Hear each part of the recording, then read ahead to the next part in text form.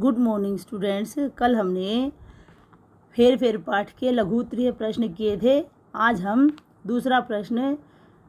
दूसरा नहीं, लघुत्तरीय के 4 थे, तो अगला 5वां प्रश्न करेंगे। बताइए किसने किससे कहा। यहाँ पर 2 वाक्य दिए गए हैं आपके सामने।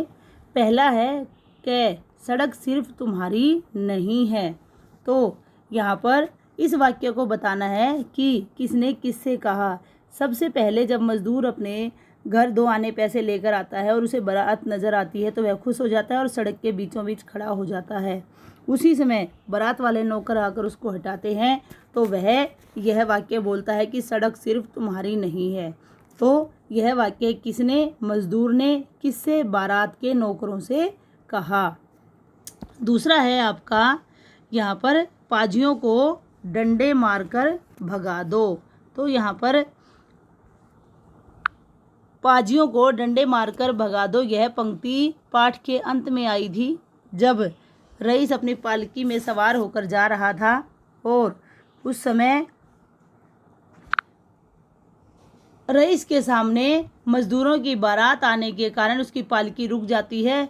तो वह रईस जो है अपने नौकरों से कहता है कि पाजियों को डंडे मारकर भगा दो। तो इस प्रकार ये दोनों वाक्य हो जाते हैं। इसके बाद हम करेंगे दीर्घ-उत्तरीय प्रश्न। दीर्घ-उत्तरीय प्रश्नों में आपका सबसे पहला प्रश्न है, बारात वालों ने मजदूर को सड़क के किनारे क्यों फेंक दिया। हमने पाठ में पढ़ा था कि जो बारात वाले थे उनके सामने वह मजदूर आ जाता है और उसको हटने के लिए कहते हैं तो वह हटता नहीं है। तब उन नौकरों ने उसको उठाकर फेंक दिया था क्योंकि उसने हटने के लिए मना कर दिया था।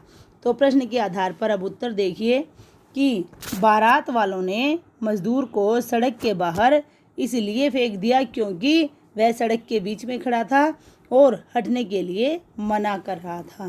तो इस प्रकार हमारा पहला प्रश्न हो जाता है। अब दूसरा प्रश्न देखिए। दूसरा प्रश्न है आपका, मजदूर ने भगवान से क्या शिकायत की। मजदूर जब उनके द्वारा सड़क के बाहर उठाकर फेंक दिया जाता है झाड़ियों की ओर और उसकी चादर भी फाड़ दी जाती है तो वह भगवान से शिकायत करता है और कहता है कि आपने हमको क्यों बनाया, क्योंकि हमारे पास कुछ भी नहीं है और कुछ भी नहीं होने के कारण हम गरीब हैं, इसलिए तुमने हमें इस संसार में पैदा ही क्यों किया।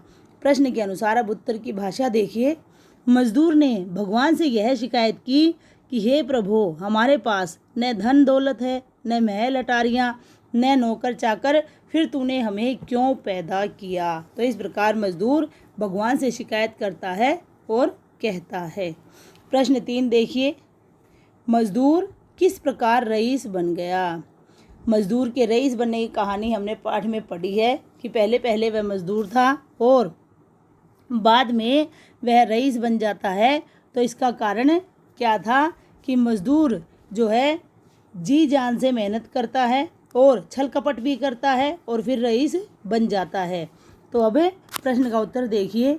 मजदूर ने जी जान से मेहनत की, दिन का आराम, रात की नींद बेच दी, शतरंज की चालें चली, छल कपट व धोखे से धन पाकर वह रईस बन गया। और इस प्रकार जो है मजदूर रईस बन जाता है क्योंकि साधारण तरीके से पैसे कमाकर कोई भी व्यक्ति अमीर नहीं बन सकता, इसलिए उसने दोनों तरह के काम किए, जी जान से मेहनत भी की, दिन रात का चैन बेच दिया और फिर धोखे और कपट को भी अपनाया और रईस बन गया। इस प्रकार मजदूर जो है रईस बन जाता है।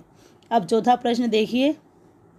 चौथा प्रश्न है आपका, रईस ने भगवान से क्या शिकायत की। इससे पहले दूसरा प्रश्न भी यही था, मजदूर ने भगवान से क्या शिकायत की थी। तो यहाँ पर रईस अब भगवान से क्या शिकायत करता है। जब रईस की पालकी के सामने मजदूरों की बारात आ जाती है और वो नहीं हटती है तो बिल्कुल मजदूर के साथ जो हुआ था वही उस मजदूरों की बारात के साथ भी होता है। मारने पीटने से लोग चीखने चिल्लाने लग जाते हैं और फिर वह रईस पुनः भगवान से एक शिकायत करता है।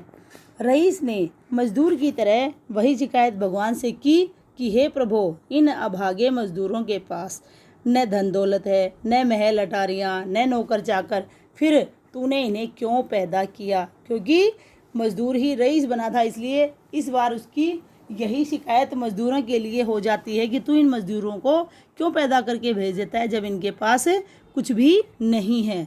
अर्थात मजदूर था तब भी भगवान से यही शिकायत थी और रईस बनने पर भी यही शिकायत थी कि इन गरीब लोगों को इस संसार में तुम पैदा करके मत भेजो, क्योंकि इनके पास कुछ भी नहीं है। तो इस प्रकार यहाँ पर रईस भी भगवान से वही शिकायत रखता है और मजदूर भी। आज लिखित में आप ये 4 प्रश्न करेंगे, इससे आगे के प्रश्न हम कल करेंगे। आपका दिन शुभ हो। धन्यवाद।